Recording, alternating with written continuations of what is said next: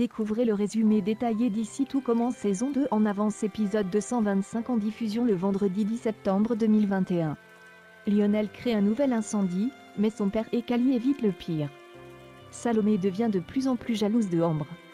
Clotilde connaît ce que cache Dave. Stéphane décide de tout avouer à Antoine Myriel. Cali a passé la nuit avec Lionel et il était particulièrement agité. Au petit matin, lorsqu'elle se réveille, Lionel a disparu et depuis, il ne répond pas à ses appels. Lionel n'étant pas à l'internat, Cali se rend chez les Lano et fait part de son inquiétude à Stéphane. Elle lui avoue être au courant du problème de pyromanie de Lionel et elle craint vraiment qu'il n'ait recommencé. Ensemble, ils partent à sa recherche et le retrouvent à l'Economa où Lionel a déclenché un début d'incendie. Le jeune homme est totalement happé par les flammes. Stéphane éteint le feu avec un extincteur. Lorsque Lionel reprend ses esprits, il se dit désolé et veut se dénoncer.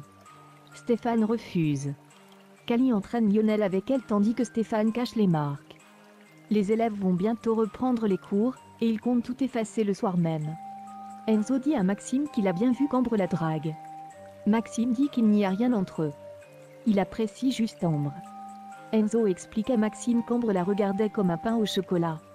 La chef Armand demande aux élèves de première année de réaliser une recette à base de sèche. Et elle forme les binômes. Dave se retrouve avec Jasmine qui n'est autre que sa camarade de chambre. Les deux élèves fourmillent d'idées, et s'écoutent mutuellement.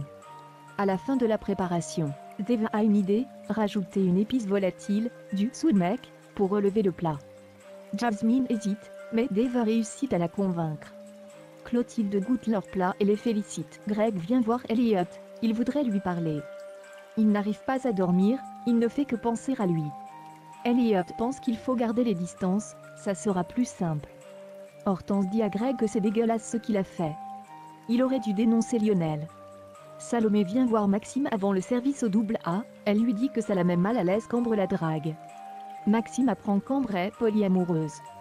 Mais il dit à Salomé d'arrêter de faire la parano. Maxime raconte à Ambre que Salomé est jalouse. Ambre dit que Salomé manque peut être un peu de confiance. De retour dans leur chambre, Jasmine pose beaucoup de questions à Dave sur l'Inde, sa famille et ses origines, mais la jeune fille lui coupe la parole et lui explique qu'elle n'aime pas trop parler d'elle. Célia et Tom découvrent que des sacs de riz cachent des traces de suie à l'Economa. Ils décident d'aller voir Myriel pour lui en parler. Cali pense qu'une thérapie peut aider Lionel. Elle pense qu'il peut y arriver s'il est accompagné et pris en charge. Lionel pense que s'il finit en prison au moins il pourra faire du mal à personne. À ce moment-là, Lionel apprend que tout le monde est au courant qu'un incendie a été masqué à l'Economa. Antoine et Guillaume décident de passer à la vitesse supérieure, ils vont appeler les pompiers car l'embauche du vigile n'a pas aidé. Dave retrouve par la suite Clotilde. Jasmine se montrant trop curieuse, elle aimerait changer de chambre.